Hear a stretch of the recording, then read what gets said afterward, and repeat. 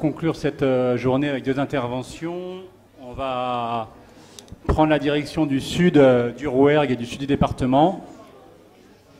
Et on va aller donc à l'abbaye de Sylvanès, voir les aventures finalement et les méandres du cloître de Sylvanès, où l'affaire est Maureen par Jacques Miquel. Merci. Tout le monde vient ?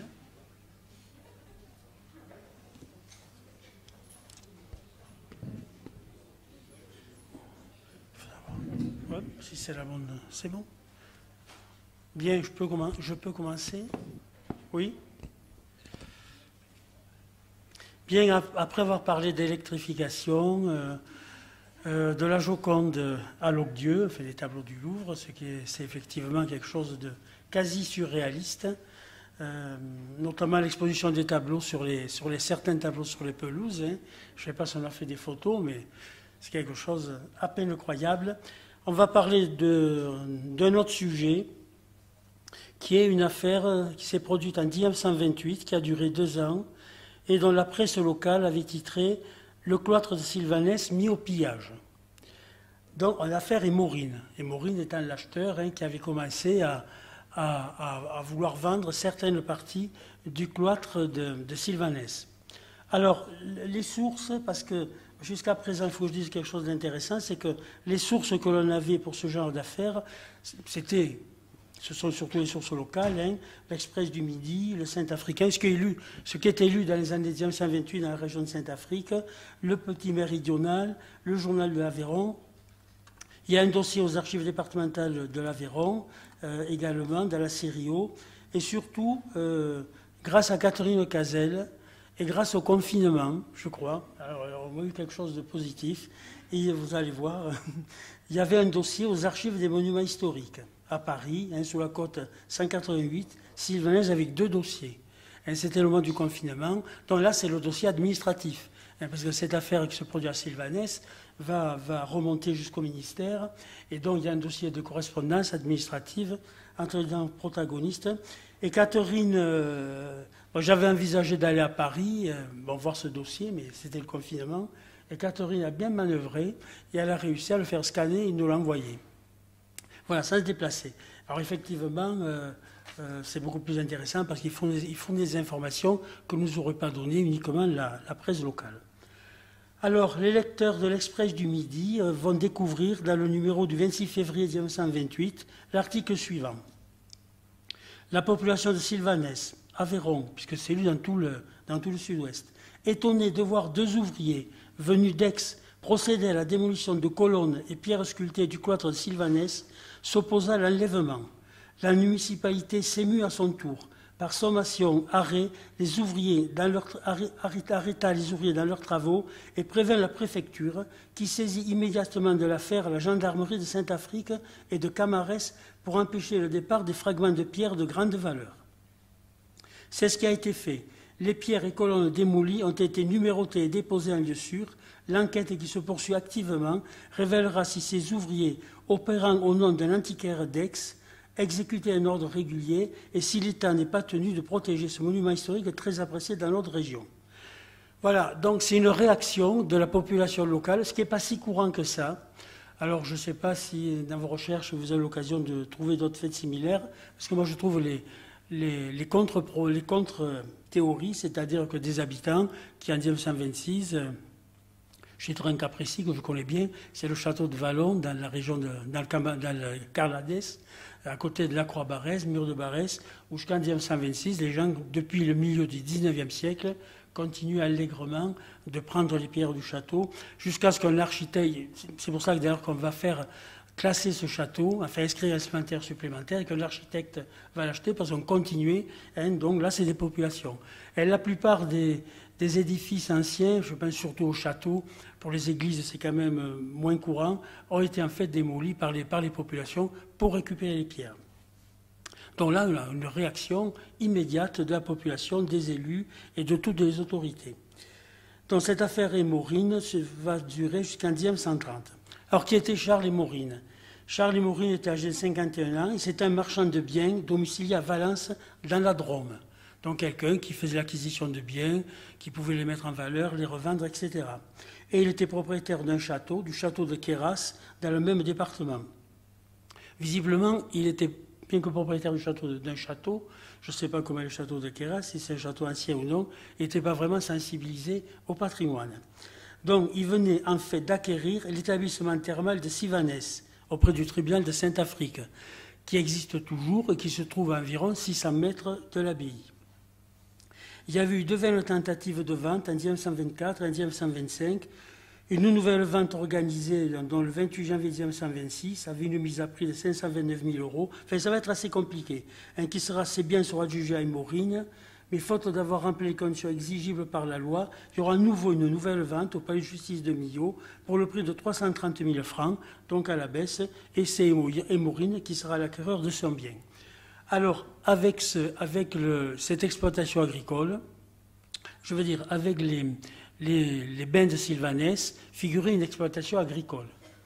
Et faisant partie de cette exploitation agricole, on va avoir des images, se trouvait une partie du cloître, de la partie basse de ce qui subsiste de l'aile sud du cloître de Sylvanès.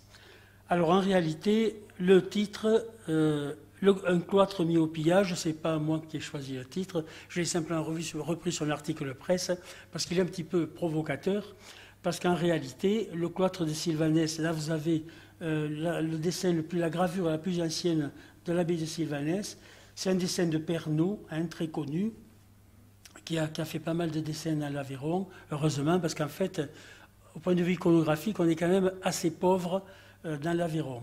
En 1838, on s'aperçoit que l'abbaye de Sylvanès était sensiblement dans l'état où elle était, dont à gauche l'église, qui était conservée, dont vous voyez les arcatures de la partie qui appartenait du cloître, de la partie qui appartenait à Maureen.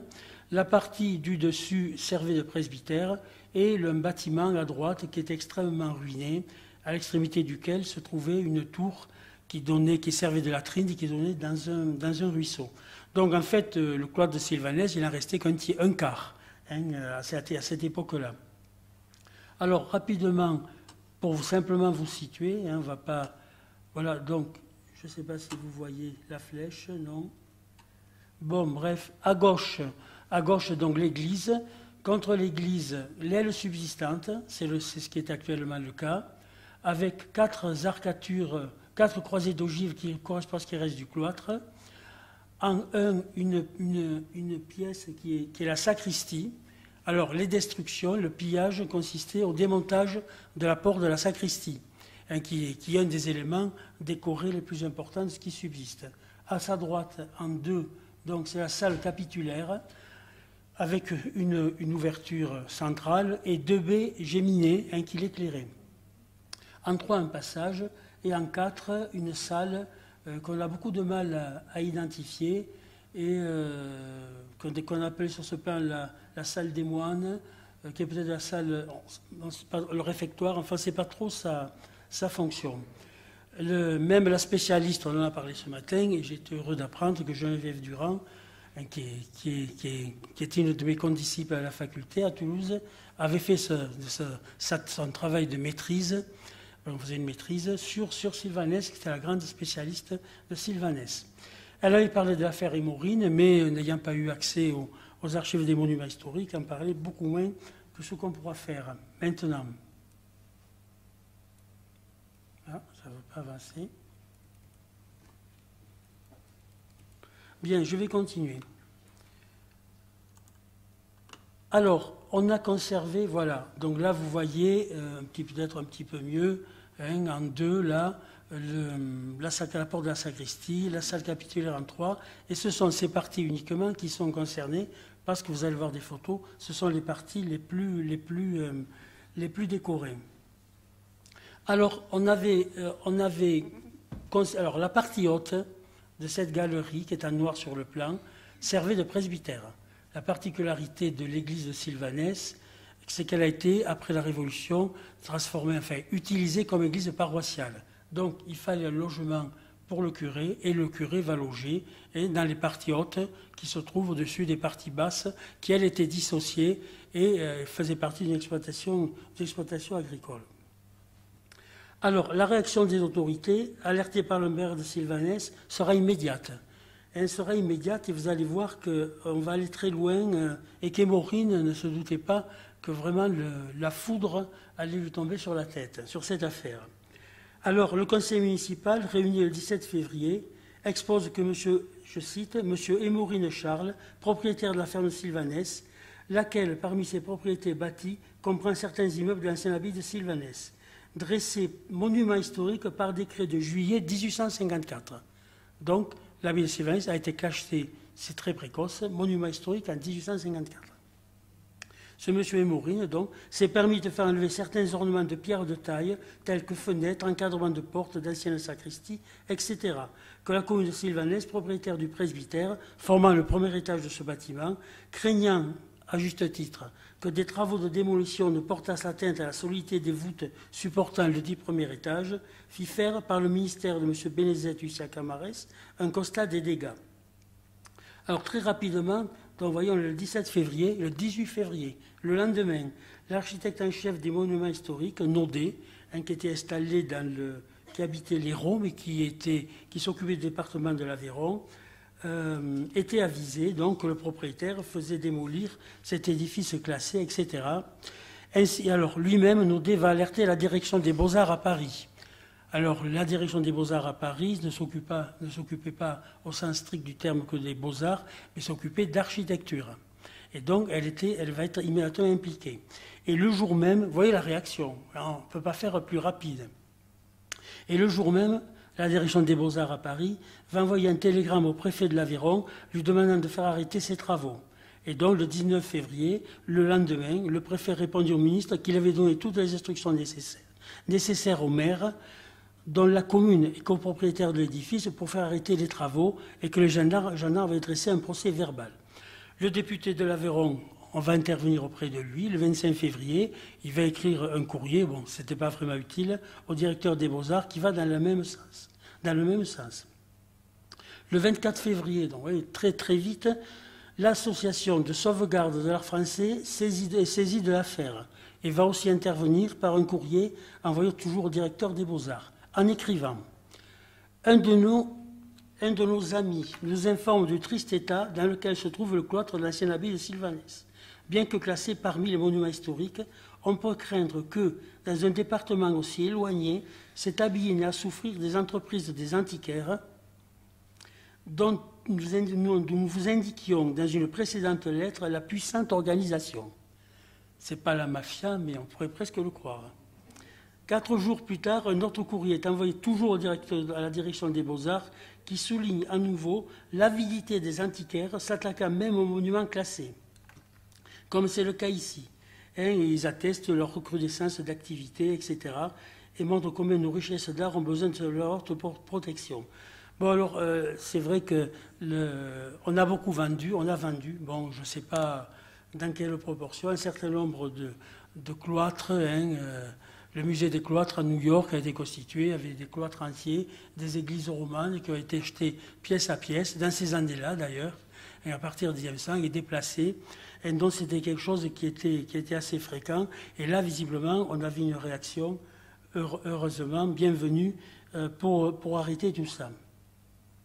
Alors, le 27 mars, un peu plus tard, le procureur de la République de Millau envisage d'engager des poursuites correctionnelles à l'encontre du sieur Émorine, à la demande du sous-préfet de Millau, et demande si le cloître est classé, contrairement au dire du sieur Émorine qui prétend le contraire.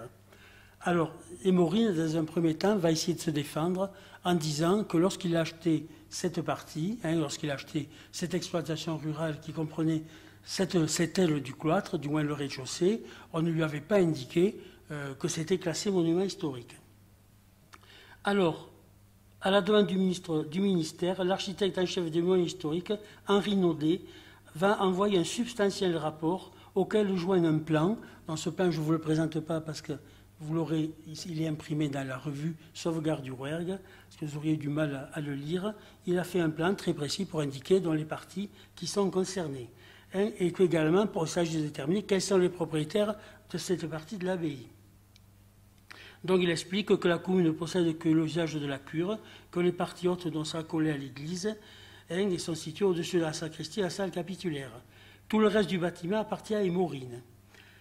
Alors, l'architecte en chef donne le détail des démolitions opérées par Émorine. Je vais vous montrer des vues. La porte de la sacristie est entièrement démolie et les pierres enlevées, sauf le tympan qui est déposé sur le sol du cloître. Alors, le tympan de la sacristie a la particularité d'être décoré, ce qui n'est pas très courant, d'une arcature, de 3 arcatures. C'est un élément sculpté. En fait, dans toutes les, que ce soit l'église de Sylvanès ou la salle que vous voyez là, que cette salle des religieux n'est pas décorée. Également, les chapiteaux dont c'est très dépouillé, les chapiteaux qui restent du cloître n'ont aucune décoration. Donc Émorine faisait vraiment enlever les seules parties décorées qu'il y avait. La fenêtre de gauche de la salle capitulaire est entièrement démolie et les pierres enlevées.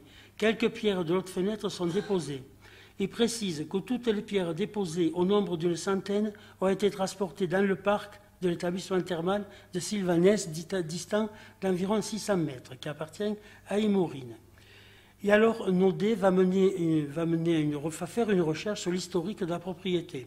Alors, à cette époque-là, depuis la Révolution, le Sylvanès, en dehors de l'église et des parties hautes du cloître qui subsistait, à usage de presbytère, appartenait à la famille Carrière-Montjosieux, qui avait acquis le bâtiment à la Révolution, qui en était toujours propriétaire. Ils avaient envisagé de céder une partie du cloître à la Société des caves de Roquefort. C'est-à-dire la partie que vous voyez là, qui sera aménagée, puisque c'était l'exploitation agricole, je ne sais pas si vous le voyez vraiment, en bergerie. Ils avaient, en bergerie, avaient décidé éventuellement, la Société des caves de Roquefort en aurait fait une cave bâtarde. Et ça en préparait les fromages, les fourmes, qui ensuite étaient amenés et affinés à Roquefort pour qu'ils aient l'appellation Roquefort. Mais ils vont renoncer au projet et il y a appris par la mairie, dont les anciens propriétaires, Carrière-Montjosieux, que la partie qu'ils possédaient était classée monument historique. Alors, en 1909, M. Carrière-Montjosieux va aussi solliciter l'architecte Rey de Millau, cet architecte qui a fait des publications et des travaux sur le bâti ancien, sur le vieux pont de Millau notamment, va faire des travaux en accord avec les Beaux-Arts pour faire réparer, donc un souci quand même de maintien de ce patrimoine, pour faire réparer le cloître et l'angle du bâtiment. Et il indique, c'est là que Émorine, enfin que le bâtiment sera vendu. Alors, le tribunal de première instance de Millau rend le 9 février 1920 son jugement contre Charles Émorine, qui est défendu par Maître Galli, qui lui demande la relaxe de son client. Le tribunal confirme bien que depuis 1854, l'église et les vestiges de l'abbaye de Sylvanès sont classés par les monuments historiques. Quand l'article 1 de la loi du 31 décembre 1913 confirme, citation, que sont considérés comme régulièrement classés avant la promulgation de la présente loi les immeubles inscrits sur la liste générale des monuments classés publics officiellement en 1900 par la direction des Beaux-Arts et que tous les restes de l'ancienne abbaye de Sylvanès se trouvent régulièrement classés. Alors, également, il y avait, à 4 ans avant 1926, dans 1922, on avait apposé une plaque sur l'église de Sylvanès, qu'on a essayé de retrouver. On a demandé si elle avait été conservée à la mairie, mais apparemment, ils ne l'ont pas conservée, elle a disparu. Il y avait une plaque indiquant « Monument historique, abbaye de Sylvanès ». Et donc, Émorine va dire « Oui, j'ai vu la plaque, mais je ne pensais pas que ça concerne les autres, que ça concernait que l'église ». Alors, donc, voilà des photos de la salle donc, qui n'est pas vraiment concernée, après nettoyage, l'état actuel, pour vous montrer. Donc, c'est vraiment une architecture toute simple, mais ce n'est pas les parties qui sont concernées. Voilà la galerie du cloître avec ses chapiteaux extrêmement simples qui sert, vous voyez, qui sert pour l'exploitation agricole, l'état actuel. Et c'est tout à gauche, là, vous la voyez mal, que se trouve la porte de la sacristie et la salle capitulaire qui suit. Donc voilà la porte sacristie, qui avait été démontée par Émorine, et bien sûr elle a été remontée. Le tympan qui se trouve au-dessus, avec ce décor de 3 arcatures, et donc la salle capitulaire avec la fenêtre de gauche qui avait été entièrement démontée, celle de droite également, qui était en cours de démontage. Donc voilà une vue de cette fenêtre géminée avec sa double colonnette extérieure et intérieure avec des chapiteaux, dont le décor des chapiteaux sont vraiment les seuls éléments sculptés dignes d'intérêt qui se trouvaient à Sylvanès, enfin dignes d'intérêt, pour les revendre, qui se trouvaient à Sylvanès.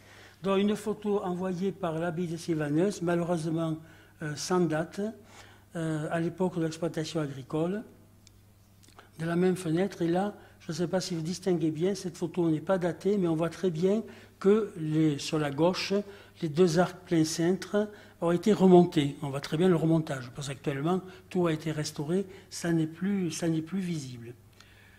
Alors, Émorine va dire, pour se défendre, qu'il avait demandé au curé de Sylvanès, qui était aussi secrétaire de mairie, qui s'appelait l'abbé Gély, si les pierres du cloître étaient classées, et que l'abbé Gély lui aurait répondu que c'était l'Église seule. Mais au tribunal, l'abbé Gély reviendra sur cette affirmation en disant qu'il avait un rite tel et qu'il ne pouvait pas répondre avec certitude à cette question. Émorine indiquera également, pour se défendre, qu'il avait fait faire par un tiers, il va se défendre parce que vous allez voir que l'affaire n'est pas simple, qu'il avait fait faire par un tiers des démarches à ce sujet auprès des Beaux-Arts, 4 mois avant l'enlèvement des pierres, démarches qui avaient été négatives. Ce à quoi la Cour lui opposa qu'il aurait dû faire ces démarches lui-même. N'ayant plus aucune pièce à fournir à ce sujet, sur les résultats de la quête, la Cour décide donc qu'Émorine ne peut prétendre à l'excuse de bonne foi et d'ignorance à cause de la présence qu'il ne pouvait ignorer de la plaque monument historique apposée sur l'église. Et il est condamné, la Cour le condamne à 16 francs d'amende. C'est une petite somme, vous allez voir, parce qu'il va dépasser beaucoup plus pour le remontage des éléments qu'il avait fait enlever. Mais comme il n'a eu aucune condamnation antérieure, donc effectivement, il semble bien, en étant objectif, qu'Émorine était de bonne foi et que ne s'était pas du tout rendu compte de ce qu'il faisait, puisque donc il avait un sursis à cette peine. Par contre, et c'est là la deuxième pierre d'achoppement, Émorine n'en a pas fini avec cette affaire, c'est qu'il va devoir faire replacer à ses frais, et sous l'administration de la direction des Beaux-Arts, les pierres de la porte d'entrée et des deux fenêtres. Dont Émorine va faire appel à Montpellier, dont la condamnation est maintenue, mais Émorine ne s'en tient pas encore là. Il estime que le devis est trop élevé. Donc, il va discuter et il va proposer, le 4 mars 1929, il va proposer de faire une contre-proposition et il indique, je vais faire donc de mon côté faire un nouveau devis estimatif du coût de ces travaux. Et si, comme j'en suis convaincu, il se monte à un chiffre beaucoup moins élevé que celui de l'architecte des Beaux-Arts, je ferai alors effectuer moi-même les travaux.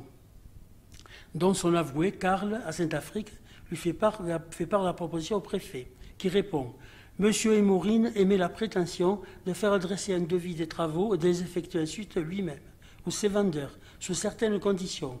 L'administration des Beaux-Arts ne connaît pas les vendeurs de monsieur Émorine, parce que monsieur Émorine, du coup, il va revendre. » Et à un moment, il dit qu'il en a assez de cette affaire, donc il revend tout. Et il revend les bains de Sylvanès, y compris la partie du code qu'il possède. Il ne veut plus entendre parler de Sylvanès. Donc il avait trouvé des acquéreurs. Donc c'est ces acquéreurs dont on parle. Et que ces acquéreurs, qui ne sont pas partis en procès, ne doivent intervenir en rien. M. Émorine n'a pas imposé des conditions. Il y a condamnation définitive qui demande une exécution immédiate.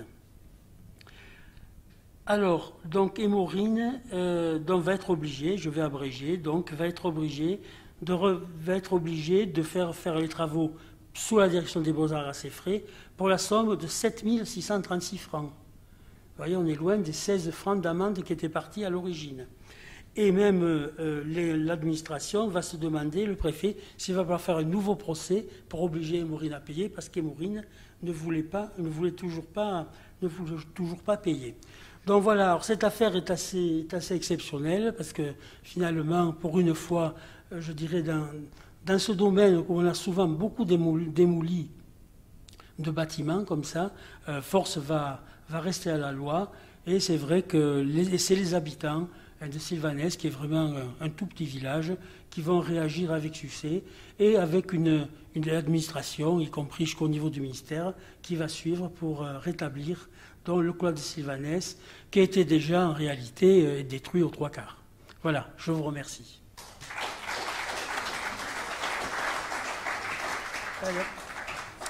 Merci. Merci beaucoup, Jacques. Est-ce qu'il y a des questions dans le public par rapport à cet exposé? Donc il y a plusieurs cloîtres qui ont été démontés. Hein. Je vous apporte le micro. Alors, c'est peut-être apparemment un travail qui n'a jamais été fait, savoir, sur le département de l'Aveyron, quels sont les bâtiments, s'il y a d'autres exemples. Hein, personnellement, peut-être certaines personnes dans la salle le savent. Enfin, moi, je ne m'étais pas intéressé à la question, vraiment. Je ne connais pas d'autres. Le cloître de l'abbaye cistercienne de Berdoues, dans le sud du Gers, a été démonté et a été vendu à Goebbels, notamment pendant la Seconde Guerre mondiale. Et donc, il a été intercepté à la fin de la guerre. Et après, une partie a été revendue aux Cloisters. Il y a aussi la porte du palais abbatial de Gimont, donc toujours dans le Gers, côté Toulouse, qui a été vendue aux Cloisters aussi. Et toujours... Là, je parlais de l'Aveyron. Je voulais parler de l'Aveyron. Saint-Guillaume, le désert, voilà. C'est l'exemple le plus... Mais ça, on n'est pas dans l'Aveyron. Hein. Je voulais parler uniquement dans l'Aveyron, s'il y a d'autres exemples.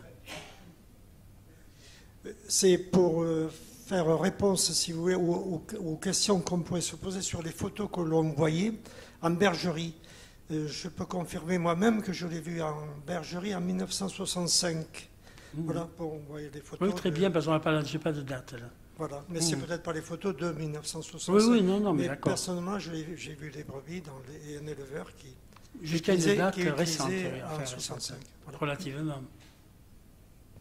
Voilà, merci.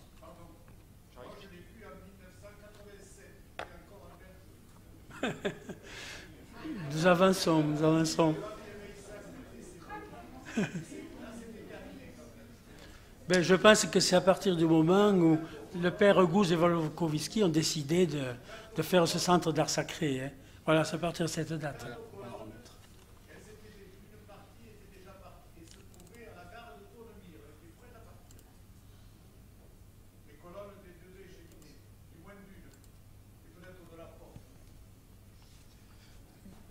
Oui, je n'ai pas cette information. Apparemment, il racontait ça, mais là, dans les informations que j'ai, apparemment, c'était à 600 mètres de là, dans le parc thermal. Voilà. On avait même menacé Maureen, il fallait qu'il refasse transporter les pierres, et surtout, s'il y avait des pierres abîmées, elles auraient dû être retaillées à ses frais, etc. Enfin, on a été vraiment, pour Maureen, il a été, je pense, vacciné, c'est le cas de le dire, de ce genre d'opération, voilà. Donc la photo précédente mentionnait que c'était un scriptorium ou un chauffoir, sauf qu'on n'a pas de plaque de cheminée. Non, et là, c'est beaucoup on a trop du mal grand à identifier la fonction de cette pièce. C'est beaucoup trop grand pour un scriptorium, il faut des pièces beaucoup plus petites et toujours chauffées. Les scriptoriums, on les montre toujours dans les abbayes, mais c'est extrêmement rare d'avoir un scriptorium parce qu'il faut avoir énormément de moyens. Il faut du velin, donc des peaux de veau juste nées, tannées en quantité. Il faut des encres. Et il faut surtout un talent. Il faut les hommes qui savent faire ces manuscrits qui valent plus cher qu'une ferme. Hein.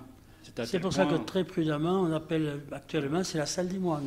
Et ça doit correspondre en fait. Cette photo, je pense qu'elle est très bien parce qu'on voit que la salle, elle est redivisée. Et sans doute ces grandes salles, elles étaient redivisées, y compris au Moyen-Âge, un peu comme des salles polyvalentes avec des cloisons mobiles. Et l'abbaye de Morimont, que j'ai fouillé moi, en Haute-Marne, on a trouvé que les bases. Mais on voyait clairement que les bases des pieds de colonne étaient entaillées pour mettre des cloisons en bois qui étaient amovibles. Et donc on avait sans doute des espaces qui étaient redéfinis selon les époques. Et la salle des moines, c'est je pense que le meilleur terme pour ces salles-là. Une salle polyvalente de moines. Bon, je veux arrêter, mais si vous allez à Sylvanès, sur cette photo-là, bon, voyez ici, là, on a une baie encadrée par deux autres baies. Là, c'est le mur-est, comme si on avait eu, enfin, ce ne fait qu'une hypothèse, hein, comme s'il y avait eu un hôtel là. Voilà, parce qu'on ne retrouve pas sur le reste du mur-est. Hein, cette partie ici, là, une grande baie avec deux petites baies. Comme le chevet d'une église, comme c'est le cas du chevet de l'église Sylvanès. Mais je ne fais qu'une hypothèse. Voilà. Je laisse à votre sagacité, lorsque vous allez visiter Sylvanès, d'aller observer et de faire tirer vos conclusions. Oui, pour parler un peu de l'avenir, il y a quelque temps, on parlait, enfin c'était un bruit qui courait, de reconstituer le cloître avec M. Vermorel et ses ouvriers. Où en est ce projet? Alors oui, il y a un projet, effectivement.